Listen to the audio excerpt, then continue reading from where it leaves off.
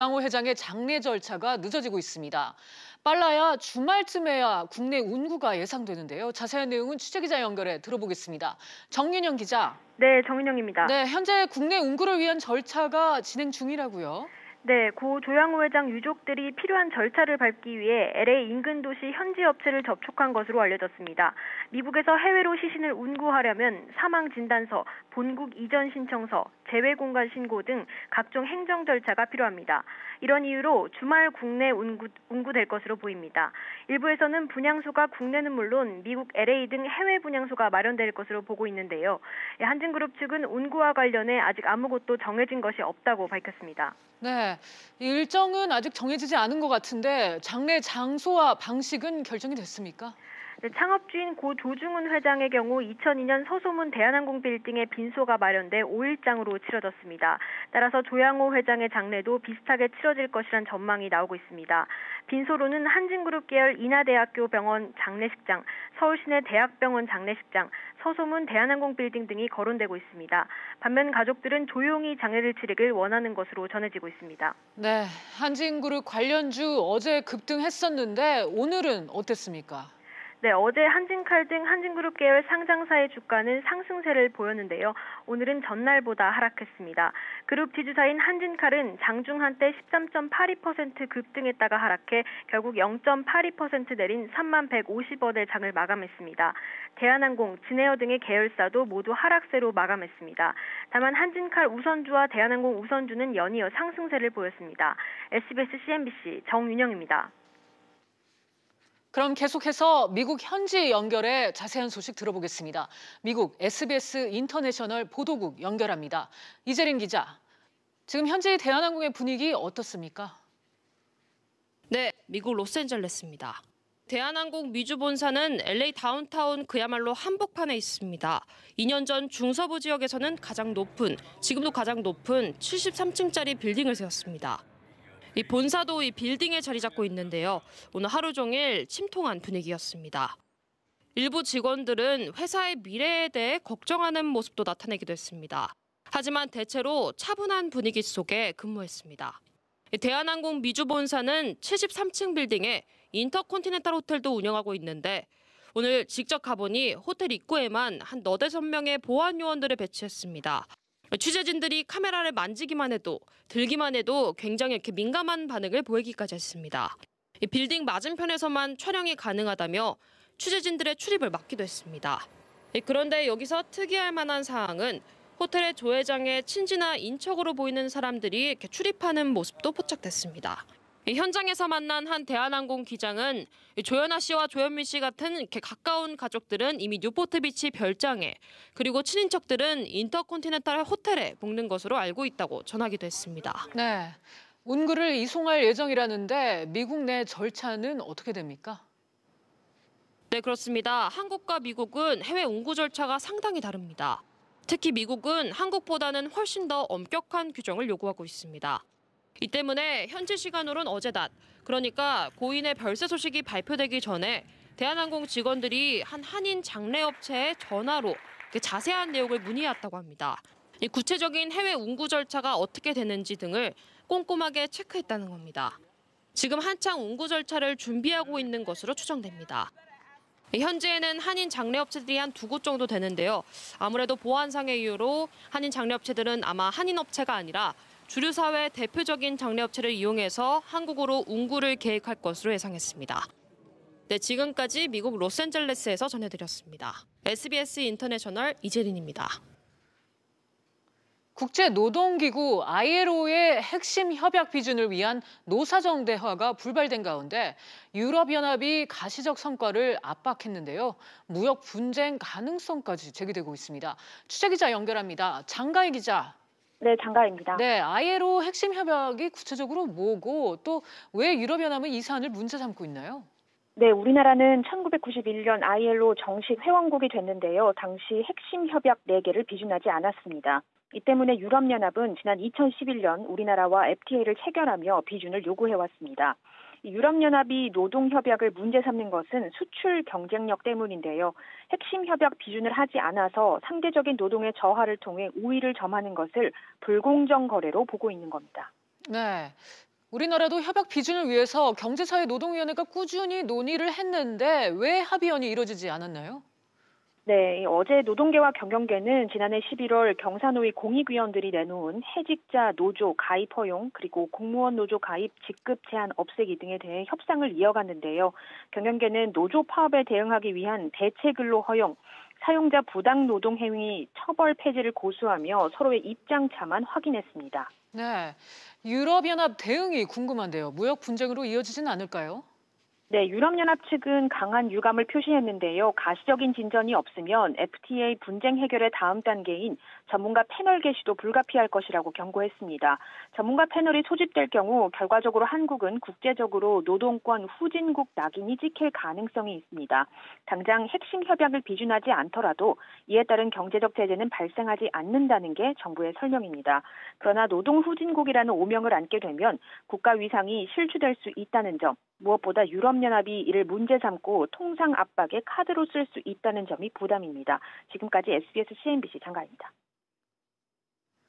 국내 1호 인터넷 전문은행 K뱅크의 유상증자가 5월로 연기됐습니다. 청약일이 이틀 앞으로 다가왔지만 KT의 대주주 승인 신청에 대한 금융당국의 결정이 미뤄진 게 결정적입니다. 임종은 기자의 보도입니다. K뱅크의 공시 내용입니다. 이틀 뒤인 11일부터 시작하려던 유상증자 일정을 다음 달 23일 이후로 연기한다는 내용입니다. 유상증자 연기는 KT의 대주주 승인 심사 결과가 나오지 않았기 때문입니다. 현재 청약일 이틀을 앞둔 현 시점까지 대주주 적격성 승인 심사 등은 지금 진행 중인 상황이어서 다음 달로 한 달가량 연기를 하게 됐습니다. KT는 올 1월부터 시행에 들어간 인터넷은행 특례법에 따라 34%의 지분을 가진 대주주가 될 수 있게 돼 지난 3월 금융위원회에 승인을 신청했습니다. 금융위의 대주주 적격성 심사는 신청일부터 60일 이내 최대 90일까지 진행되는데 KT의 신청일이 3월 12일인 것을 감안하면 5월 10일이나 늦어도 6월 9일까지 진행됩니다. 심사의 핵심은 KT가 대주주로서 결격 사유가 없는지 여부에 집중되고 있습니다. 당국은 2016년 공정거래법 위반으로 7천만 원의 벌금을 받은 사실과 최근 공정위로부터 추가 조사를 받고 있다는 점을 감안해 심사를 진행 중입니다. 인터넷은행 특례법에 최근 5년 이내 공정거래법 위반으로 벌금형 이상의 전력이 있을 경우 대주주 결격 사유에 해당한다는 내용이 들어 있습니다. K뱅크 측은 일단 한 달 정도 유상증자 일정을 연기한 뒤에 금융당국의 심사 결과를 기다리겠다는 입장입니다. SBS MBC 임종윤입니다. 최근 아시아 지역을 휩쓸고 있는 아프리카 돼지열병의 국내 유입을 차단하기 위해 정부가 총력전을 펼치고 나섰습니다. 농림축산식품부는 오늘 관계부처 합동 담화문을 통해 해외에서 축산물을 반입하는 일이 없도록 해달라고 당부했습니다. 취재기자 연결합니다. 박연신 기자. 네, 박연신입니다. 네, 먼저 아프리카 돼지열병이 무엇이고 또 얼마나 심각한가요? 네, 아프리카 돼지열병은 발생 국가의 양돈 농가에 재앙이라는 말이 나올 정도로 심각한 바이러스성 질병입니다. 다행히 사람에게는 전염되지 않고 돼지에게만 전염되는데 치사율이 100%에 달할 정도로 치명적입니다. 증상은 출혈과 고열이 나타나다가 폐사로 이어지는데요. 현재 백신도 없고 치료제도 없는 상황이어서 일단 발병하면 살처분 외에는 확산을 막을 방법이 없는 것으로 알려졌습니다. 문제는 이처럼 심각한 질병이 지난해부터 아시아 지역에 빠르게 퍼지기 시작했다는 건데요. 발생 건수만 보면 중국에서 112건을 비롯해 몽골 11건, 베트남은 무려 200건이 넘습니다. 네, 백신이 없으니까 일단 유입이 되면 걷잡을 수 없이 확산될 수 있다는 얘기인데 정부 대책은 뭡니까? 무엇보다 국민들의 협조가 절실하다고 강조했는데요.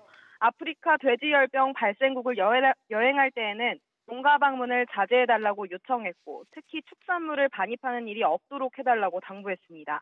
또 국내 거주 외국인들에게는 국제우편으로 축산물을 받지 말라고 요청했습니다.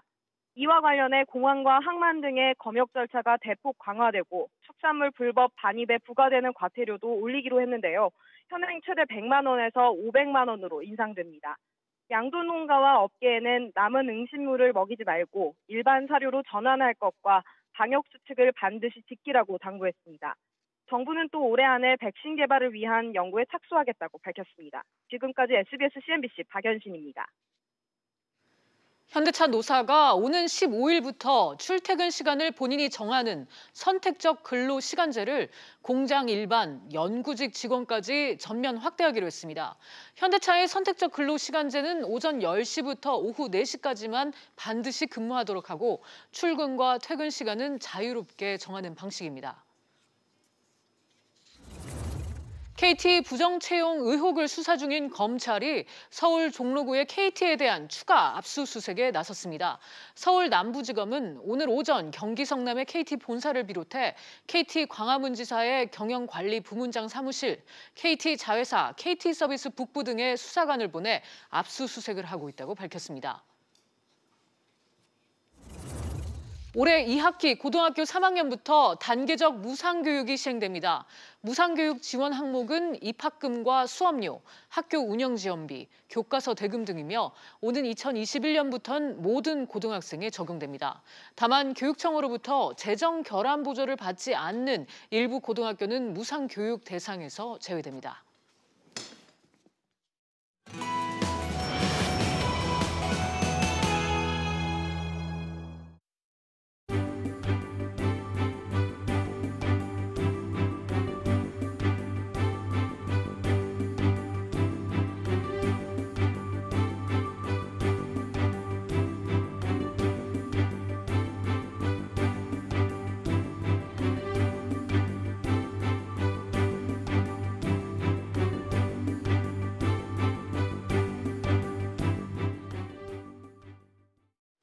주요 이슈를 체크해보는 시간입니다. 오늘도 두 분 모셨습니다. 위정현 중앙대 경영학부 교수 그리고 최진영 변호사 나오셨습니다. 어서 오세요. 네, 반갑습니다. 네, 그럼 오늘의 첫 번째 이슈 보겠습니다. 제가 못하는 5G. 지난 3일이었죠. 국내 이통 3사가 5G 상용화에 들어갔습니다. 첫 주에만 10만 명가량의 가입자가 5G 폰을 개통하면서 초반 흥행몰이를 이어가고 있는데요. 그런데 너무 서두른 걸까요? 5G 서비스에 대한 불만이 커지고 있습니다. 관련해서 짚어보도록 하겠습니다. 먼저 교수님, 첫 주에만 10만 명. 기대한 대로 5G에 대한 관심은 상당히 뜨거웠어요. 기대보다 뜨거운 거죠. 네. 그러니까 5G가 전체적으로 지금 기지국 등등에서 준비가 덜 돼 있었기 때문에 과연 얼마만큼 이렇게 가입할지 하는 것도 상당히 이제 중요한 이슈가 됐습니다만 예상보다 훨씬 더 많은 10만 명이 가입은 했는데 문제는 그 가입하는 과정이 소위 말하는 그 밀어넣기 비슷한 이제 예를 들어서 이제 더 많은 뭐 보조금을 지급을 한다든지 아니면 뭐 통신 요금을 뭐 대폭 좀 데이터 요금 특히 그런 부분을 인하한다든지 하는 부분을 통해서 밀어내기를 했다는 측면이 좀 강한 것 같습니다. 그래서 이제 반대로 오늘처럼 이제 불만이 터져 나오는 거고요. 변호사님, 실제로 사용한 소비자들의 반응을 들어보니까 빠르긴 빠른 것 같더라고요. 엄청 빠르다. 이게 뭐 중론인 것 같습니다. 네. 실질적으로 지금 5G라고 하는데 그 아시다시피 G라는 것이 세대를 얘기하는 것이죠. 5세대 이동통신인데 지금 뭐 저도 지금 쓰고 있는 것이 4세대 LTE인 것인데 거기에 비해서 다운로드가 한 5GB다 보니까 실질적으로 LTE에 비해서 다운로드 속도가 280배 정도 빠르다. 이렇게 그 과학적으로 얘기가 되고 있고 1GB짜리 영화 같은 경우에는 10초면은 다운받는다. 이런 얘기를 하고 있는 것 같습니다. 실제 제가 저도 예전에 10기가 뭐 무제한 뭐 이런 걸 했는데 이 축구 경기 A매치 한번 보고 나면은 거의 뭐 속도가 떨어지는 그런 것에 비한다라고 하면은 이번 5세대 같은 경우에는 사실상 우리가 생각하는 꿈의 이동통신에 가까운 것도 현실인 것 같습니다. 네, 교수님 아무래도 이제 추가적으로 단말기가 계속 발매가 되면 5G 가입자는 더 늘어나겠네요.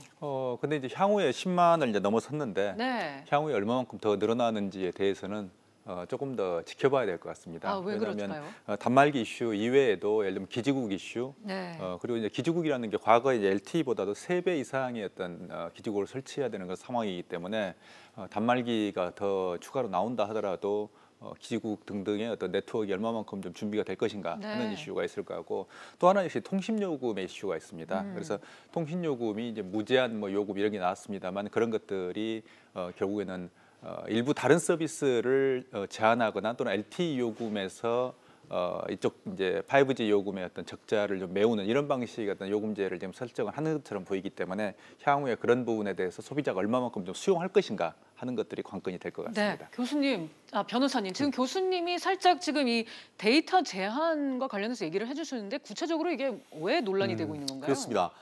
KT가 일본으로 치고 나갔습니다. 5G 데이터 무제한이다라고 네. 했으니까 정말 아무리 써도 떨어지지 않는 그렇죠. 화수분인가 했었는데 네. 많은 그 댓글을 보면 이렇게 표현하기도 합니다. 5G는 53기가만 무제한이고 네. 2G만 완전 무제한 아니냐 이런 그 혹평을 하고 있는 글도 없지 않은데요. 2G만 완전 무제한 아니냐? 그런 이유가 뭐냐면은 네. 지금 말씀하신 것처럼 KT가 완전 무제한 요금이라고 얘기를 했는데 자세히 봤더니만 이 공정 이용 약관에 봤더니 이틀 연속으로 53기가 이상으로 쓰게 될 경우에는 속도 제한이나 차단이 있을 수 있다. 이게 있는 거예요. 약정에 그게 들어가 있었던 예, 그런데 아시다시피 지금 그 HD 화질 이 정도 되면 문제가 안 되는데 UHD급의 아주 초고 화질 같은 경우에는 실질적으로 이제 한 시간에 한 10기가 내지 15GB가 된다라고 합니다. 그렇다고 하면은 한 2시간 가량 영화 2편 정도 이틀 연속 봐버리면은 사실 이틀 지나고 나서는 그다음 5G를 못 쓴다는 그런 정도에 된다라고 하기 때문에 이와 같은 논란이 되고 있는데요. 다만 이 부분에 대해서 KT 같은 경우에는 상업적으로 이런 부분을 오용할 수 있는 부분이기 때문에 부득이하게 그 정도는 돋는 것이기 때문에 좀 이해를 해달라 이렇게 지금 항변을 하고 있는 것 같습니다. 그런데 변호사님 처음에 뭐 KT라든가 다른 통신사들이 무제한이라고 얘기했을 때 소비자들이 받아들이는 느낌은 그렇지 않았거든요. 그렇죠. 한마디로 겉다르고 속다르다 뭐 이런 느낌인데요. 네. 실제로 근데 우리가 얘기를 해보면은 가입을 할 때 아마 가입하신 10만 명 중에 아마 모르긴 해도 거기에 다 체크 이런 거 본인이 스스로 하고 서명을 했을 겁니다. 네. 근데 그 모르는 거 서명했는 내용에 보면은 말씀드렸듯이 기본적으로 무제한이 돼 이틀 동안 54기가 내지는 50기가 넘으면은 제한된다. 그런 내용이 있었는데 문제는 그거를 제대로 명시하고 설명했느냐 이 부분인데 사실 많은 부분들은 그걸 잘 모르고 있는 것이죠. 그렇기 때문에 지금 실질적인 소비자들이 이 부분에 대해서 좀 문제를 제기하고 있는 것 같습니다. 그 부분은 좀 문제가 상당히 되는 것 같고요. 교수님, 또 불편한 게 이뿐만이 아니라 아까도 앞서서 말씀을 해주셨는데 기지국이 지금 집중돼 있는 게 광화문, 강남 등인데 또 여기서도 뭐 주파수가 잘 안 잡힌다 이런 얘기가 나와요. 그런 이제 두 가지 특성으로 우리가 생각할 수 있는데요. 네. 하나는 5 자체가 어떤 직진성이 강한 주파수 특성을 가지고 있기 때문에 네. 예를 들면 실내라든지 예를 들면 빌딩 같은 그런 어떤 공간 어떤 인공물이 많은 데서는 충분히 기지국을 설치하지 않으면 잘 잡히지 않는 이런 특성들이 가지고 있습니다. 그래서 지금 상태에서는 그런 어떤 기지국 자체를 기존보다 충분하게 확보를 하지 않는 상태에서 5G를 개통을 했기 때문에 이제 그런 문제가 좀 생기는 것이고요. 그리고 실제로 이제 또 5G에서 5G 기지국과 LTE의 그 두 개가 스위칭이 좀 자유롭게 돼야 되는데 그 부분에 있어서 좀 문제가 좀 생긴 것 같습니다. 그래서 결과적으로는 강남같이 이제 기존에 5G 어떤 기지국을 설치하는 곳에서조차도 잘 안 된다. 특히 실내에서는 안 된다. 이런 불만들이 지금 터져 나오고 있는 것 같습니다. 그렇군요. 이 세계 최초 뭐 퍼스트 5G 뭐 이런 타이틀 다 좋은데 서비스가 일단은 안정적이어야 될 것 같거든요. 그래서 결국은 한국의 현재 상황을 볼 때는 미국과의 경쟁에서 네. 결국은 이제 우리를 이렇게 압박을 했던 게 이제 버라이즌이 전격적으로 시도를 하는 것 때문에 결국 우리가 이제 그보다는 2시간 빨리 개통을 네. 해야 되는 이런 이제 급박한 상황까지 이제 첩보 작전이 진행이 됐습니다만 네. 결국 그러다 보니까 모든 게 지금 준비가 안 되어 있는 게 현실인 것 같습니다. 그래서 뭐 현재 폰 단말기도 비싸고요, 기지국 자체도 지금 설치가 잘 안 돼 있고, 그리고 무엇보다도 이제 컨텐츠라는 즉 5G에 맞는 컨텐츠 자체도 지금 준비가 안 된 상태에서 일단 발차를 한 즉 버스를 출발시킨 거기 때문에 향후에 달리면서 이런 부분을 어떻게 좀 준비해야 될까? 네. 그러니까 멈춰서 준비하는 게 아니고 이제 버스에 타서 시속 150km 달리면서 모든 걸 같이 이제 주변에 준비를 해야 되는. 그래서 옆에 이제 다른 뭐 컨텐츠도 역시 시속 150km 좀 따라와 줘야 되는 이런 과제를 안고 있습니다. 네, 세계 최초가 최고만은 아니다. 뭐 그런 걸 보여주는 사례였던 것 같습니다. 다음 이슈로 넘어가겠습니다. 남양유업 황하나 선긋기.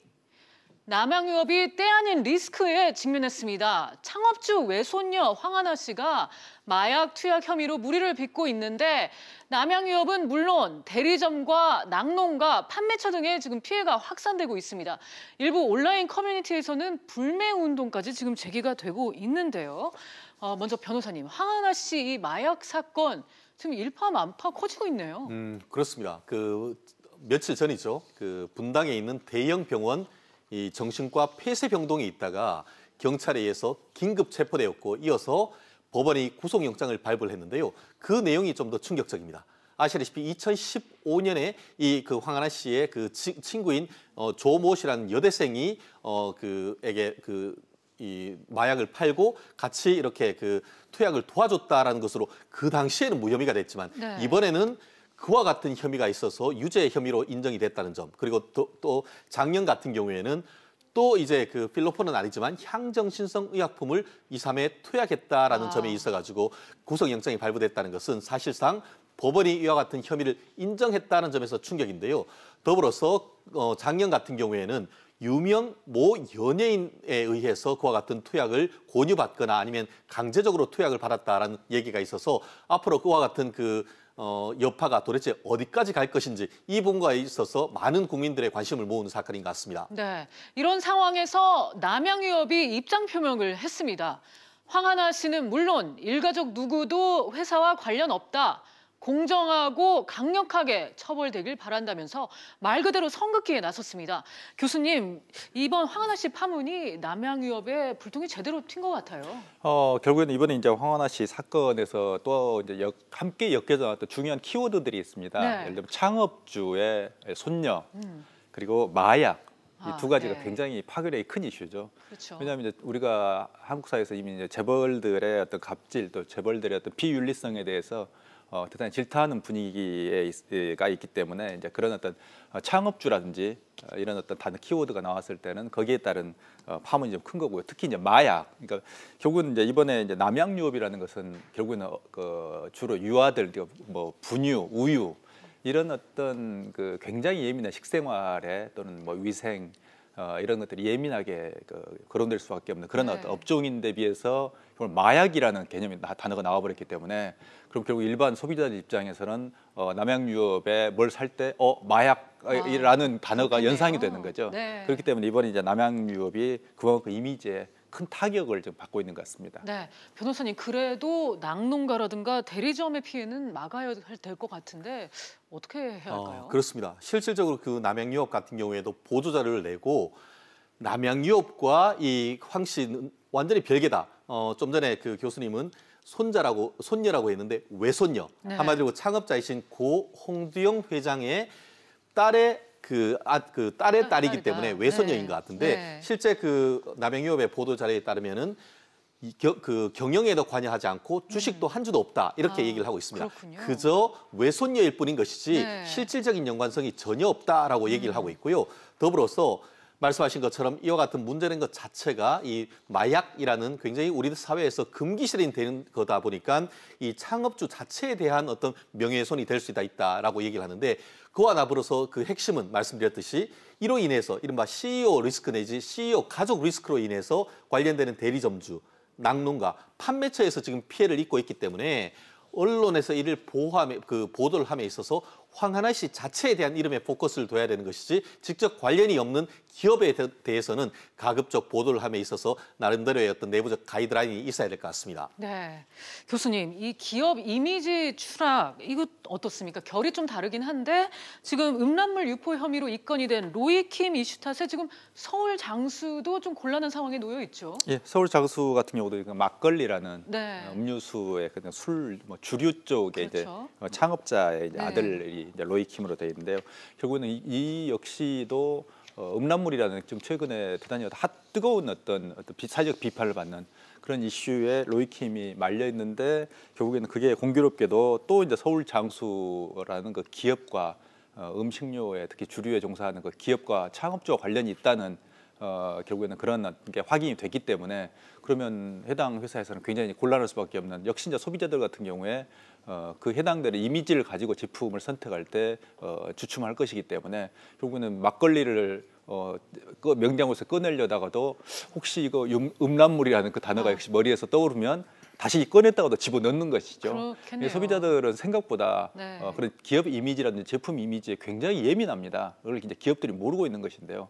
그런 점에서 로이킴 사건 같은 경우도 이번 이제 황하나 씨 사건과 맞물려서 즉 두 개의 어떤 이 허리케인이 맞물려서 더 이제 폭발력이 커지는 상황인 것 같습니다. 네, 기업들의 리스크 관리 다방면으로 좀 철저해야 될 것 같습니다.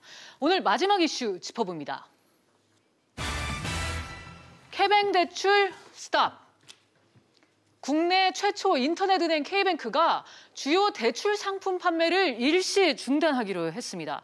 출범 이후에 계속됐던 자본금 부족 사태가 올해도 되풀이되는 게 아니냐는 지적이 지금 나오고 있는데요. 교수님, 지금 탄탄한 자기 자본을 기반으로 성장을 해온 이 카카오뱅크하고는 좀 비교가 되는 것 같아요. 예, 아무래도 좀 비교가 되고 있습니다. 네. 자본금만을 보더라도 현재 K뱅크의 자본금은 3,800억 원인데 비해서 카카오뱅크는 결국 이제 두 차례의 유상증자를 마치고 1조 3천억 정도의 자본금 규모를 가지고 있습니다.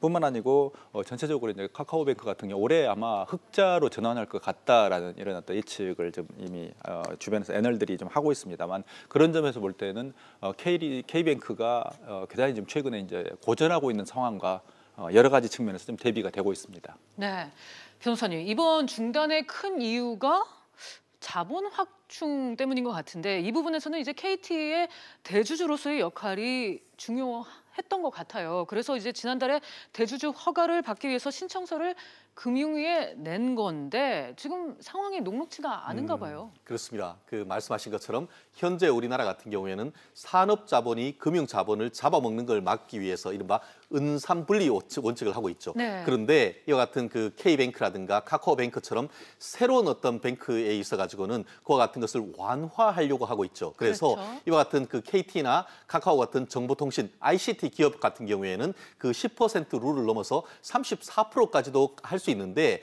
그 초과해서 보유할 수 있는 조건이 까다로운 거죠.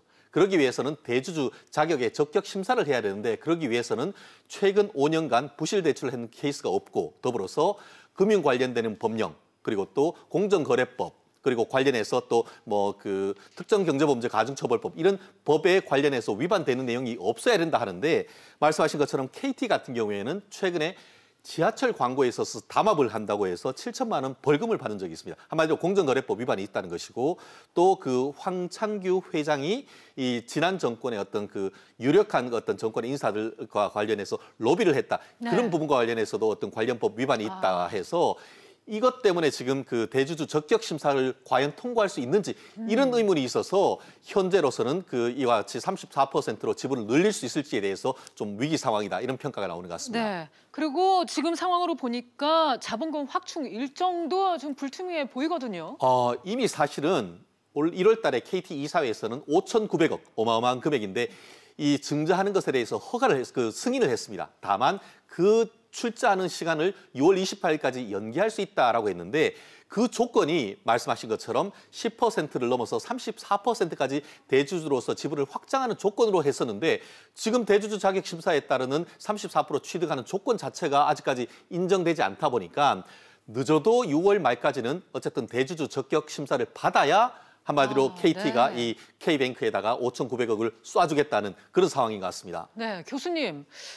K뱅크는 지난해에도 자본금 부족으로 이렇게 대출 영업 중단을 거듭하지 않았던가요? 예, 그렇습니다. 작년에도 결국 유상증자가 실패하면서 결국엔 자본금 부족으로 해서 대출 영업이 중단되었던 사례가 있습니다. 그래서 올해도 이번에도 똑같은 일이 지금 반복되고 있기 때문에 K뱅크라는 그 금융업 그 자체, 즉 은행 그 자체에 대한 지금 신뢰가 깨지고 있는 이런 상태인 것 같습니다. 그래서 향후에도 만약에 이번 같은 경우도 증자가 실패할 경우는 향후에 과연 이제 대출 영업이 가능할 것인가라는 어떤 의문까지 지금 제기되고 있기 때문에 결국에는 이번엔 K뱅크의 어떤 사태가 굉장히 어떤 심각한 상황으로 좀 가고 있는 것 같습니다. 네, 변호사님 이러다가 뭐 K뱅크는 제3 인터넷뱅크에 뭐 쫓기는 거 아닌가 그런 생각도 들어요. 지난주에 저희가 아마 다룬 주제인 것 같은데요. 네. 인터넷 뱅킹 2개뿐만 아니고 또 추가적으로 1-2개 정도를 승인하기 위한 그 진행이 되고 있고 만약에 그럼에도 불구하고 지금 K뱅크가 넘버원 1등이었다가 지금 이와 같이 추가적인 어떤 대주주 적격 심사를 못 받고 6천억 정도 증자를 못해서 대출이 막힌다고 하면은 결국 1, 2도 아니고 3, 4위도 아닌 사이에 끼어서 후발될 수밖에 없는 그런 상황이기 때문에 나름대로 묘안을 짜내는 방법을 빠른 시간 내에 좀 찾아내야 될 것 같습니다. 네, 오늘은 최정연 변호사 그리고 위정현 교수와 함께 3가지 이슈 짚어봤습니다. 오늘 말씀 감사합니다. 감사합니다.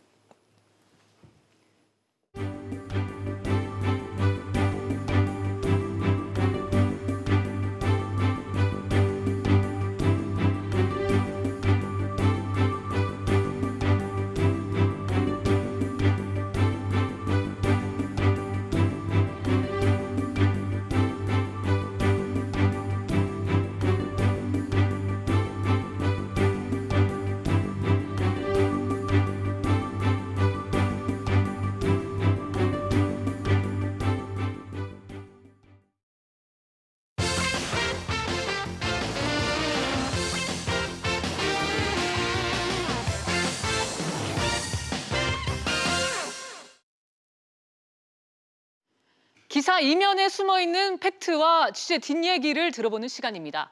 팩트체크 알아보니 오늘은 손석우 기자와 함께하겠습니다. 손 기자, 네. 오늘 어떤 소식부터 전해주실 건가요? 네, 4년 만에 부활한 금융감독원의 종합검사 소식부터 알아보도록 하겠습니다. 네, 이 금감원의 종합검사라면 금융사 전반을 들여다보는 그런 검사인데 그렇지 않아도 대상이 어디가 될지 관심이 뜨겁죠? 그렇습니다. 지금 종합검사는 금융권의 가장 뜨거운 감자 중에 하나가 되겠습니다. 금융사들로서는 당연히 누가 대상이 될 것인지 여기에 긴장할 수밖에 없겠죠. 그런데 아이러니하게도 검사를 나가는 금감원이 금융사들보다 더 긴장하고 있습니다. 네, 이 검사를 받는 금융사들이 아니라 검사를 하는 금감원이 더 긴장한다. 선뜻 이해가 되진 않는데요. 네, 이번 종합검사는 지난해 취임한 윤석헌 원장의 취임 일성이었습니다. 4년 만에 부활하게 됐죠. 그런데 우여곡절이 참 많았습니다. 상급기관의 금융위원회가 종합검사 부활에 반대하는 기류가 있었고요. 종합검사 부활의 배경이나 또 목적 등을 놓고 과도한 옥죄기다, 누가 타깃이냐라는 식의 어떤 추측성 보도라든지 뒷말이 무성했습니다. 금감원 관계자와 만나서 이 이야기를 했었는데요. 외부의 시선이 워낙 따갑다 보니까 이런저런 오해나 구설수에 휘말리지 않으려고 지금 스트레스가 굉장히 심하다, 이런 토로를 했습니다. 네. 상황이 이렇다 보니까 검사 본연의 목적이 이런 것들 때문에 주객전도가 되는 것은 아닌지 금감원 내부에 걱정하는 직원들이 많다, 이런 분위기를 전하기도 했습니다. 네, 이 종합검사 첫 대상이 누가 될지 언론의 관심이 높은데 예를 들면 어떤 게 있습니까?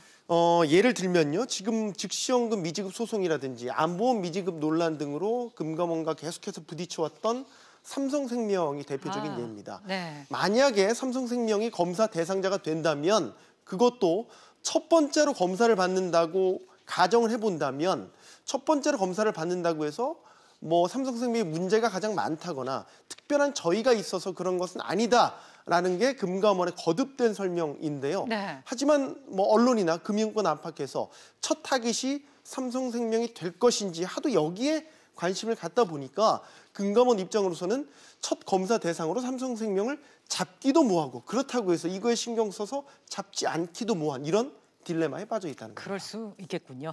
자, 그러면은 살짝 다른 소식도 가보겠습니다. 네. 한국거래소에 낙하산 인사 논란이 지금 불거질 그런 조짐이 보인다고요. 네, 이번에도 금감원과 관련된 이야기인데요. 누구나 민감하게 생각할 수 있는 인사와 관련된 이야기입니다. 네. 한국거래소가 올해 7월 임기가 끝나는 이은태 유가증권시장 본부장 후임으로요. 금감원 출신 인사를 물색 중이다라는 이야기가 한국거래소 안팎에서 나오고 있습니다.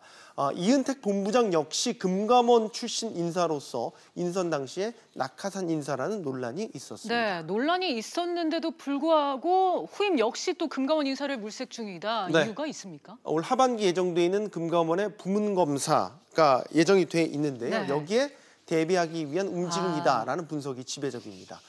금감원은 한국거래소의 각종 업무 현황을 살펴볼 예정이고요. 여기에다가 최근에 또 삼성바이오로직스 이 상장 특혜 의혹에 따른 검찰 압수수색도 받은 상황이라서 금감원 검사에 민감할 수밖에 없습니다.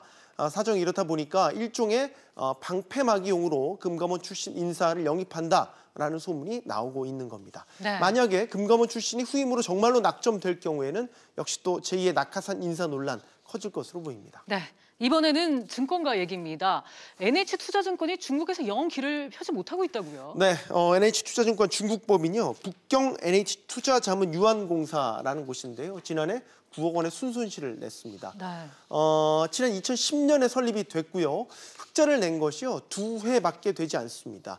지난 2013년부터 2015년까지 즉 3년 연속 순손실을 기록하기도 했었습니다. 네, 이렇게 실적 부진의 원인은 뭔가요? 중국 시장에 대한 전반적인 신뢰도가 떨어지면서 네. 주 사업이라고 할 수 있는 투자 자문에 대한 수요가 줄었기 때문이다라고 회사 측은 해명을 하고 있습니다. 하지만 중국을 제외한 뭐 홍콩이나 미국 같은 다른 해외 법인은 흑자를 내는 등 호실적을 내고 있기 때문에 중국 법인의 이런 부진이 더 도드라져 보인다, 이런 평가가 나오고 있습니다. 네, 팩트체크 알아보니 오늘은 손석우 기자와 함께했습니다. 잘 들었습니다. 계속해서 경제 집중 토론 리얼토크로 이어가겠습니다. 2019년 창립 50주년 때는 명실상부한 리딩 글로벌 캐리어로서 전 세계 모든 사람들이 이용하고 싶어하는 세계 최고의 명품 항공사로 도약해야 하겠습니다. 정확히 10년 전이었네요. 대한항공 40주년 기념식 당시 조양호 회장의 발언이었는데요. 올해가 대한항공 창립 50주년입니다. 그리고 향년 70세 조양호 회장이 갑작스레 세상을 떠났습니다. 조 회장의 별세 후 이제 모든 관심은 한진그룹의 미래에 쏠리고 있습니다. 새 기장은 누가 될지, 경영체제는 어떻게 바뀔지, 또 KCGI의 지분 견제는 어떤 변화를 불러올지 이 모든 게 아직은 안개 속입니다. 오늘 이 이야기와 관련해서 전문가 두 분과 함께하겠습니다. 김병민 경희대 행정학과 경인교수 그리고 박주근 CEO 스코어 대표 모셨습니다. 어서 오세요. 네, 안녕하세요.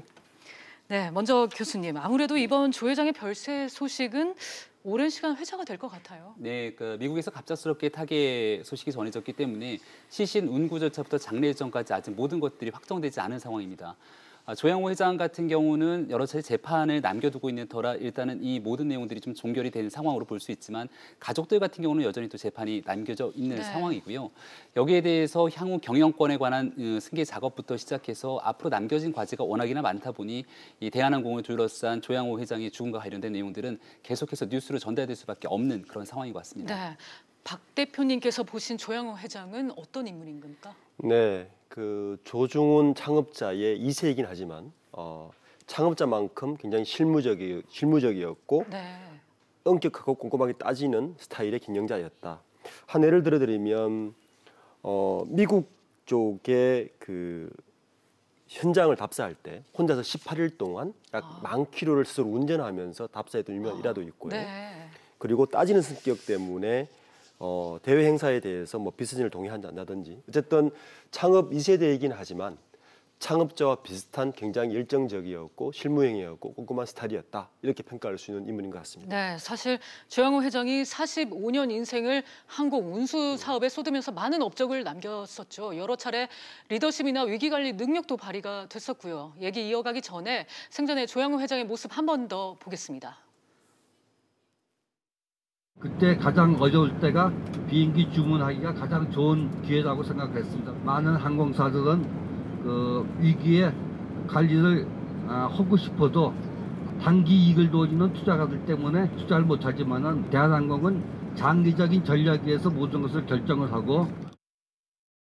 네, 대표님, 이 조 회장뿐만 아니라 조 회장 일가의 논란이 끊임없이 이어지긴 했지만 그래도 역시 그 업적 자체는 무시할 수는 없는 것 같습니다. 네, 그렇습니다. 지금은 사람들이 대한항공 그러면 어마어마한 기업을 생각하지만 사실 조양호 회장이 대한항공의 상무로 처음 일을 시작할 때만 해도 대한항공이라는 회사는 적자투성이에 사실은 박정희 정권 때 어거지로 반강제로 받은 기업이다 보니 굉장히 어려운 상태였고 그 당시 우리나라의 항공산업이라는 것은 거의 제로 베이스에 가까운 상태에서 이 회사를 키워왔기 때문에 어쨌든 이 현재 우리나라 지금은 저가항공도 여러 개고 대한항공의 규모가 엄청나게 커졌지만 그 당시 상황으로 봤을 땐 지금까지 키워온 것 자체는 충분히 그 경영 능력에 대해서는 우리가 어느 정도 인정을 해야 될 부분입니다. 네. 교수님, 이 상황이 어찌됐건 이제 후계 작업을 완료하지 않은 상황에서 조 회장이 세상을 떠났는데 일단 조원태 사장이 총수로 지정될지에 관심이 모이는 것 같아요. 네, 지금 현재로서는 모든 것들이 예단하기 좀 어려운 상황입니다만은 조원태 사장이 대한항공 사장으로 취임하고 나서 실질적인 경영 승계 작업들을 가져오는 것이 아니냐라고 하는 전망들이 있었던 상황이고요. 일단 지분에 대한 승계, 그러니까 말 그대로 상속에 대한 과정들이 남아 있는 상황입니다만 일단 조원태 사장을 중심으로 석태수 사장이라고 하는 이 전문 경영인 체제에서 어느 정도 보좌를 통해서 일단은 경영 체제를 좀 안정화시킬 거다라는 생각이 드는데 제일 중요한 건 조양호 회장이 가지고 있는 이 대한항공의 지주회사 한진칼의 지분 17.84%의 주식을 과연 어떻게 가져오느냐가 문제인 것 같습니다.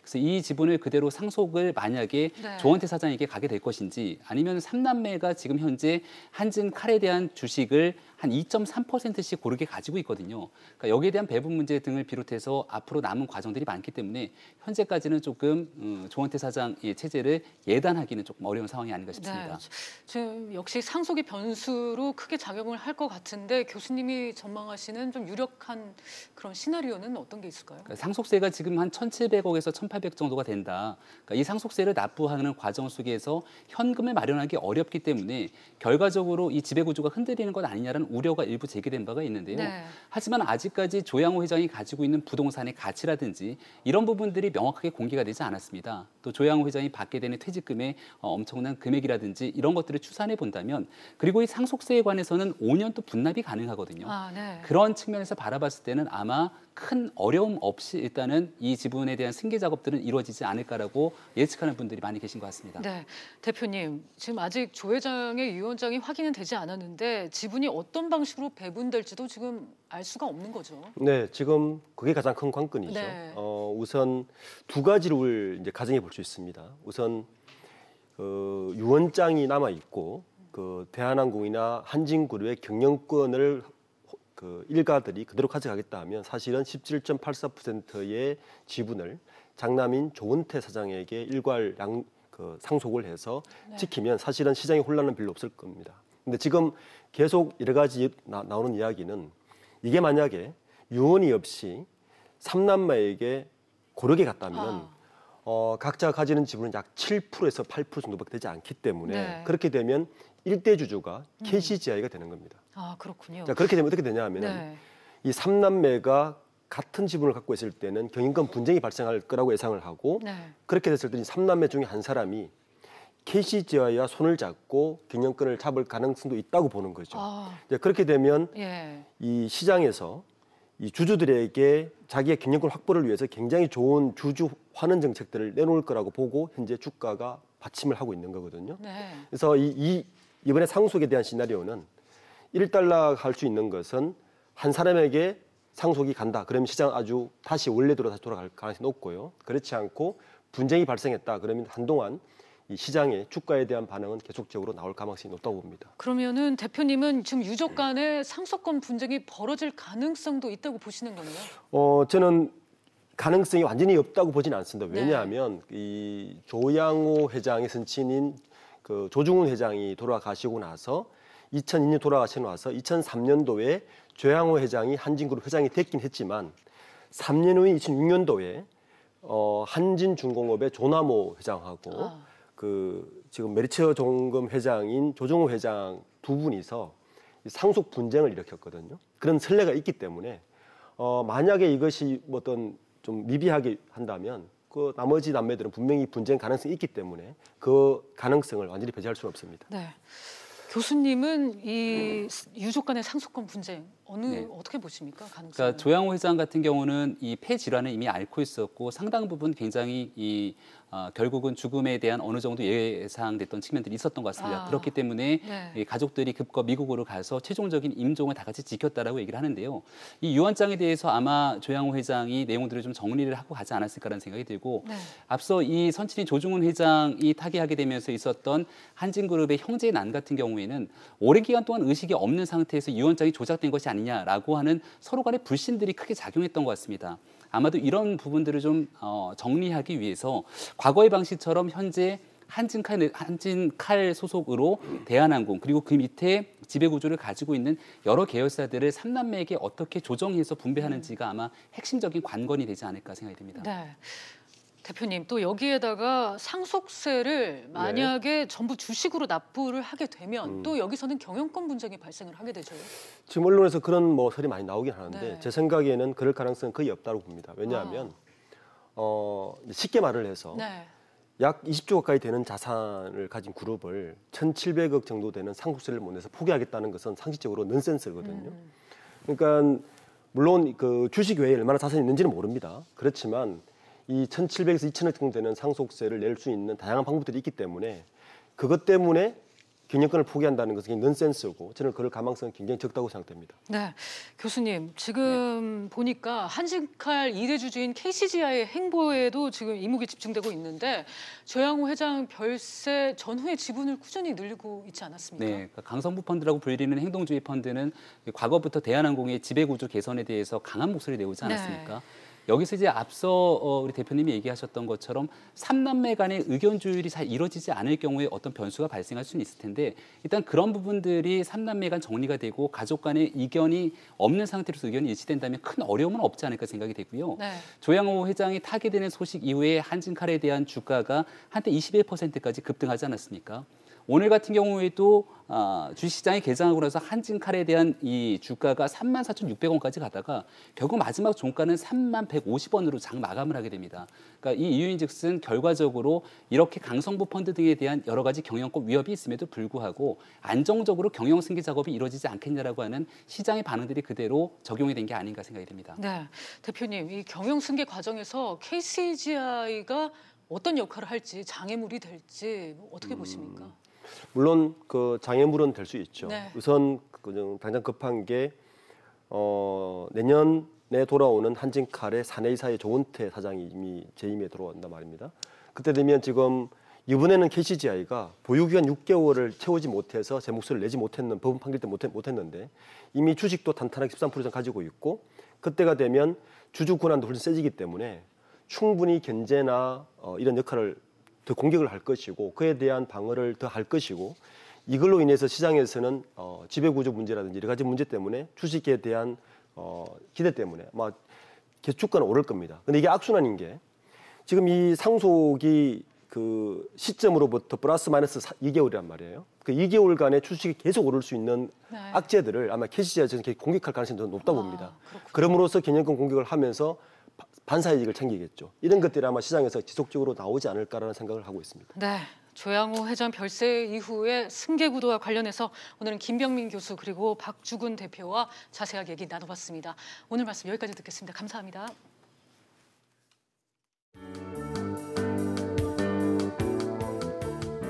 안녕하세요. K웨더 라이프스타일 예보 발굴합니다.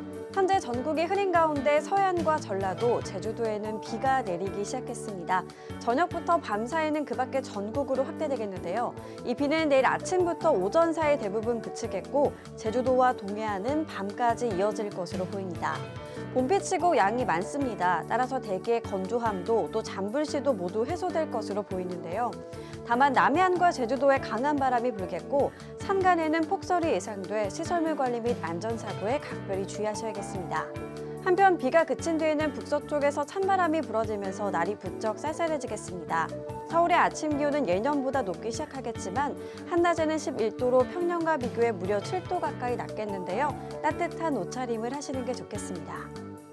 공기질은 쾌적하겠습니다. 미세먼지 농도 전국 좋음 단계를 보이겠습니다. 중부지방 아침까지 비가 오겠습니다. 낮 기온 서울과 대전 11도로 예년보다 7도에서 8도가량 낮아 쌀쌀하겠습니다. 동해안 저녁까지 비와 눈이 내리겠습니다. 낮 최고 기온 속초와 강릉 7도에 머물겠고 바람도 강하겠습니다. 남부지방의 비는 오후부터 그치기 시작해 저녁이면 대부분 잦아들겠습니다. 낮 동안 전주 12도, 대구 11도로 서늘하겠습니다. 모레부터는 다시 따스한 봄 날씨를 되찾겠고요. 일요일과 다음 주 월요일 사이 또 한 번 전국에 비 소식이 있을 전망입니다. 기상정보였습니다. 비즈플러스 오늘은 여기까지입니다. 다음 뉴스는 7시 뉴스 프리즘으로 이어집니다.